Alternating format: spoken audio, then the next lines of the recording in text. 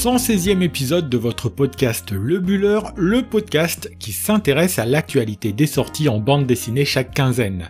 Comme à chaque fois, nous prendrons le temps de vous présenter un album pour lequel nous avons eu un gros coup de cœur, et cette semaine, nous voulions absolument vous parler du nouvel album de Pascal Rabaté, intitulé Sous les galets la plage, titre édité aux éditions Rue de Sèvres. Dans un deuxième temps, on vous présentera nos 6 coups de cœur de la quinzaine parmi tous les albums sortis récemment. Il sera question de faire revivre Jean Gabin, de découvrir les amours d'une métamorphe, de se délecter des petites histoires de Pénélope Bagieux, de revivre l'incendie du magasin bruxellois L'Innovation, de suivre une enquête dans l'Allemagne nazie ou de retrouver le talent de Philippe Franck avant Largo Winch. Un programme chargé et de qualité que l'on vous propose de découvrir toutes les 2 semaines en notre compagnie. Après Enrico Marini il y a 2 semaines, c'est un autre très grand auteur de la bande dessinée européenne qui est à l'honneur dans notre podcast en la personne de Pascal Rabaté. Celui qui met toujours beaucoup de poésie dans son dessin et ses histoires nous revient avec un album au titre référencé puisque celui-ci s'intitule Sous les galets la plage. Si l'atmosphère qui se dégage de cet album se veut léger pour une bande d'adolescents libres pour quelques jours, c'est la critique sociale et la lutte des classes qui s'invitent jusque dans le titre. C'est aux éditions Rue de Sèvres que nous devons cette nouvelle livraison d'un auteur qui continue de nous surprendre avec des histoires passionnantes qui retiennent toute l'attention du lecteur tant il sait allier l'art de la narration et celui du dessin. Dans son nouvel album, c'est encore le cas, puisque Pascal Rabaté sait surprendre en éloignant son récit de ce que l'on pourrait attendre, une histoire d'initiation pour une bande de jeunes adolescents livrés à elles-mêmes alors que les parents sont en vacances. C'est comme cela que le récit commence, nous sommes en 1962, dans la petite commune de Kertudy, située en bord de mer. Albert est un jeune homme de 18 ans, issu d'une bonne famille, il vous voit d'ailleurs son père, promis à un brillant avenir puisqu'il est prévu qu'il entre à Saint-Cyr à la rentrée, objectif pour lui, devenir officier comme papa. Toute sa famille est partie en vacances et il est autorisé à rester à Kertudy, c'est donc quelques jours de liberté qui se présentent à lui. La période s'annonce sous les meilleurs auspices, d'autant qu'il est rejoint rapidement par ses 2 meilleurs copains, Francis et Édouard, avec qui ils vont descendre quelques bonnes bouteilles de vin de la réserve de papa. Les 3 font partie de la bourgeoisie locale et les 3 décident le premier soir de se rendre sur la plage afin d'y terminer les bouteilles d'alcool et de prendre un bain de minuit. C'est alors qu'arrive, sortie de l'obscurité, la mystérieuse Odette, jeune femme à la beauté troublante, qui n'hésite pas à se mettre nue devant le trio, dont on sent toute la gaucherie et l'inexpérience avec les femmes. Tel un songe, Odette disparaît aussi vite qu'elle est apparue, et les 3 jeunes hommes n'ont dès lors qu'un objectif, retrouver celle qui a fait battre leur cœur le temps d'une baignade. Les ennuis commencent dès lors puisque celle qu'ils voient comme une potentielle petite amie est en réalité totalement différente de ce qu'ils imaginent. Odette fait partie d'un petit gang de voleurs qui écument les riches maisons de cette petite ville de bord de mer, profitant de l'absence de leur propriétaire fortuné. Profitant aussi de l'ascendant qu'elle devine sur les 3 jeunes hommes, elle va en faire les complices bien malgré eux de ces larcins nocturnes. Enfant de la DAS, recueilli par un oncle bienfaiteur qui est voleur certes, mais qui a des principes de justice sociale, elle est d'un milieu totalement différent d'un Albert qui s'est amouraché d'elle. Cet été 1962 marquera un tournant pour le jeune homme comme pour la belle Odette qui n'est pas totalement insensible au charme de celui qui est prêt à tout abandonner pour rester avec sa belle fiancée. Entre découverte de l'amour charnel, remise en question des choix imposés par l'univers familial et plongé dans un milieu à l'opposé de ce qu'il est, c'est l'heure pour Albert de s'écarter du chemin qui est tracé devant lui. Avec cette nouvelle bande dessinée, Pascal Rabaté nous parle ici de déterminisme social et des rencontres que l'on peut faire dans la vie qui peuvent nous faire varier de la voie qui nous était toute tracée. Que l'on fasse partie de la bourgeoisie ou que l'on soit pauvre, un destin nous attend, bien souvent en adéquation avec le milieu dans lequel on a grandi. Oui, mais voilà, le sel de la vie chez Rabaté, ce sont les rencontres, et celle qu'Albert va faire avec la belle et troublante Odette va changer à tout jamais son existence en cet été 62. Du haut de ses 18 ans, notre héros a un choix cornélien à faire, celui de suivre son instinct et ses amours, qu'importe le prix, ou celui de suivre la voie sur laquelle l'a engagé un père qui se montrera d'une cruelle férocité. Le dessin de Pascal Rabaté, qui s'étend sur les pages de cet album au grand format, c'est retranscrire à la fois l'émoi des amours adolescents et la gravité des situations dans lesquelles les personnages sont plongés. Dans un noir et blanc que vient relever des couleurs légères et subtiles, nous pénétrons l'intimité du couple que forment Odette et Albert, couple fougueux et mystérieux pour ces deux êtres que rien n'aurait dû rassembler. Sous les galets, la plage fait aussi se poser la question au lecteur, que ferais-je à la place d'Albert, même si la beauté et le mystère qui nablent les traits d'Odette nous donnent un élément de réponse. Durant les 144 pages que dure cette histoire, on tremble, on aime, on rit, on pleure, en compagnie de notre couple, bref, on vit, comme souvent dans les albums de Pascal Rabaté. Inutile de vous dire que nous avons eu un gros coup de cœur pour ce très bel album qu'est Sous les galets La plage, un titre à la fraîcheur bouleversante que l'on vous recommande plus que chaudement.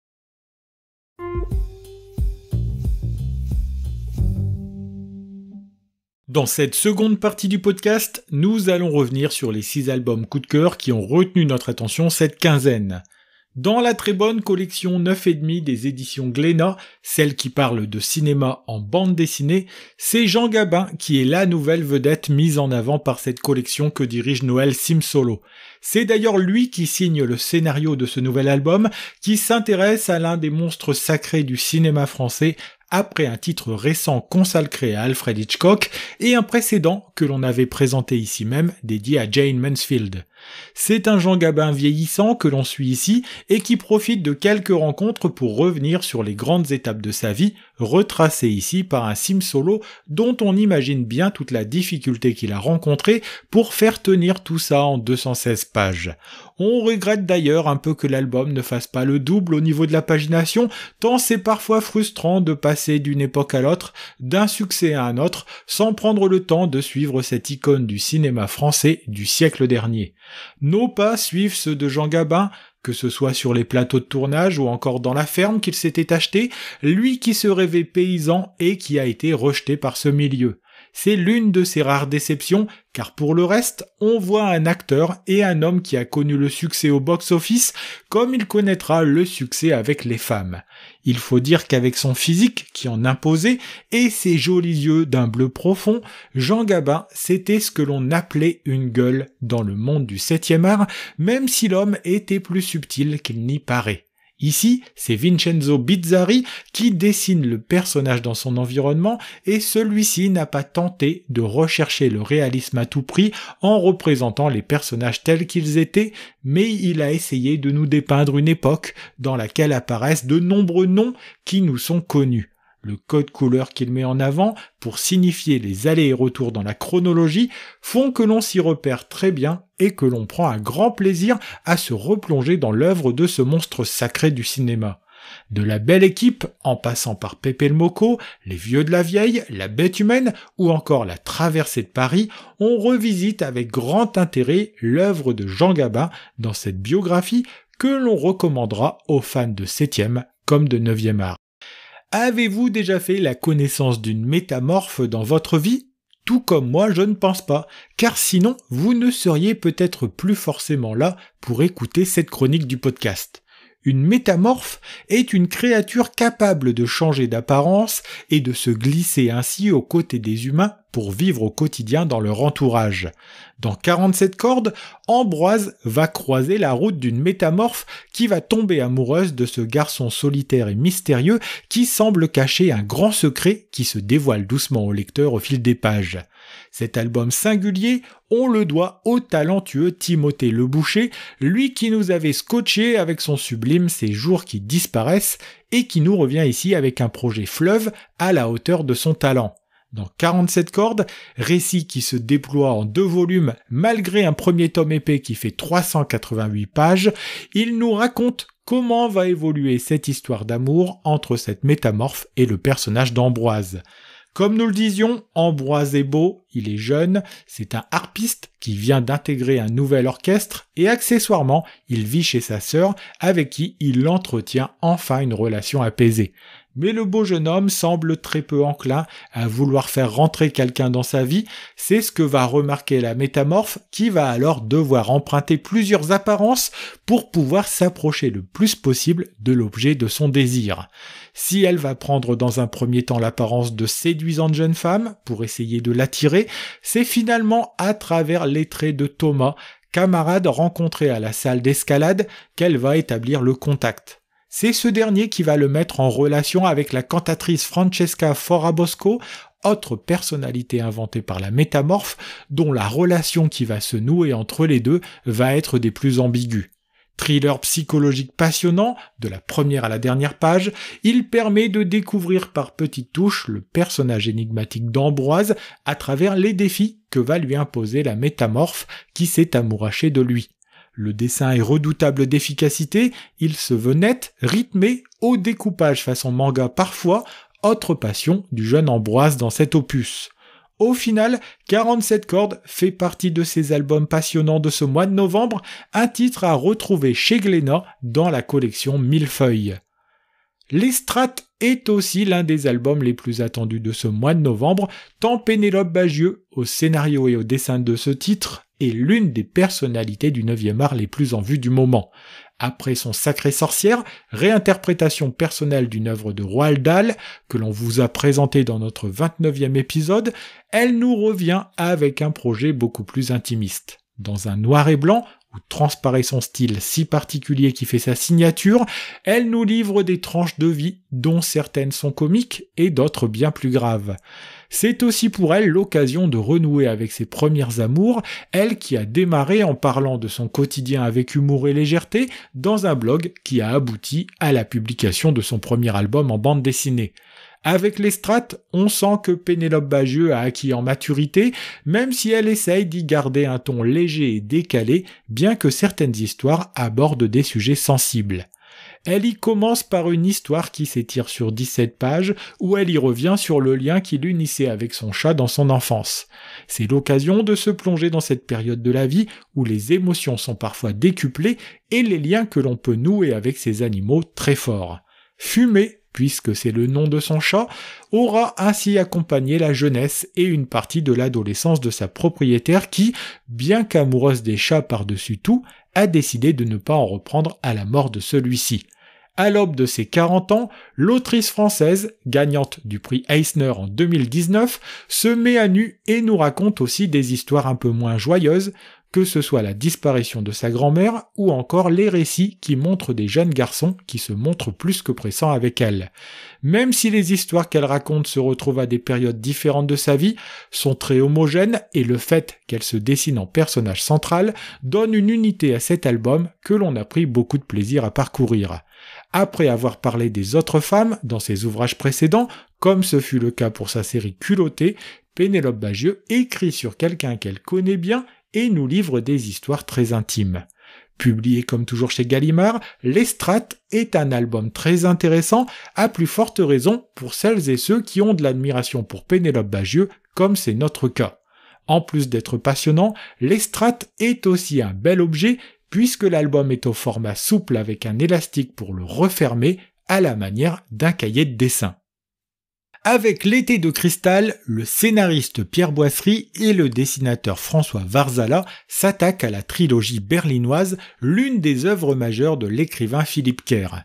C'est dans l'Allemagne des années 30-40 que l'écrivain écossais avait décidé d'entraîner ses lecteurs en compagnie de Bernard Gunther, détective privé naviguant toujours entre deux eaux. Ce premier tome, d'une série qui en comportera 3, comme le suggère son titre, nous entraîne en 1936 dans un Berlin qui s'apprête à recevoir le monde entier à l'occasion des Jeux Olympiques. Si l'on fait disparaître des murs toutes les traces de l'antisémitisme que le régime nazi a su imposer à toute la nation, de son côté, notre héros travaille justement sur les disparitions suspectes de personnes juives dans la capitale allemande. Son quotidien s'en trouve bouleversé le jour où il est demandé par un certain Hermann Six, dont la fille vient d'être retrouvée morte en compagnie de son mari, brûlés tous les deux dans leur maison. en étant le plus discret possible, car en même temps que le meurtre, le coffre-fort de la résidence a été forcé et des documents ainsi que des diamants ont été volés, Gunther va devoir faire la lumière sur cette tuerie et retrouver le coupable. Pour lui, qui n'a aucune amitié pour le national-socialisme, dur d'enquêter dans un Berlin où critiquer le régime nazi est susceptible de vous envoyer en camp de concentration. De fausses pistes en double jeu, on va suivre notre détective privé qui avance à l'aveugle dans cette histoire et doit faire le coup de poing à l'occasion pour recueillir des informations. C'est passionnant de bout en bout et ce premier tome installe parfaitement le décor en sachant mixer avec intelligence la grande et la petite histoire dans ce Berlin engoncé du milieu des années 30. Dans un style ligne claire aux traits épais, un rien rétro qui apporte beaucoup de charme à l'histoire, François Varzala met en dessin le roman de Philippe Kerr auquel Pierre Boisserie a su donner du rythme.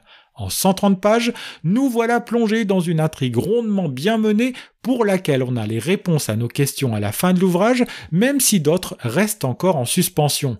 Nous avons hâte de découvrir la seconde partie de cette trilogie berlinoise, belle série à retrouver aux éditions Les Arènes BD. C'est en Belgique que nous entraîne l'album suivant, baptisé Innovation 67, en référence au lieu et à l'année dans lesquels vont se dérouler l'action. Si l'on ne peut pas parler de suite au sens propre du terme, l'histoire s'inscrit dans un arc narratif qui vise à raconter l'histoire de la Belgique en mettant en scène des personnages de fiction, dont la belle Kathleen, devenue journaliste dans l'épisode qui nous intéresse. L'histoire démarre par une mystérieuse voiture qui passe en trombe devant les policiers, pour finir par s'incruster dans un arbre et exploser quelques kilomètres plus loin au terme d'une course-poursuite haletante. Cet incident a-t-il un lien avec le drame qui va se jouer quelque temps plus tard dans le grand magasin L'Innovation du centre de Bruxelles? Le mystère reste entier et ce sera au lecteur de se faire son avis. Toujours est-il que cet ouvrage nous parle d'un drame bien réel, l'incendie qui va embraser l'intégralité du magasin bruxellois imaginé par l'architecte Victor Horta au début du XXe siècle.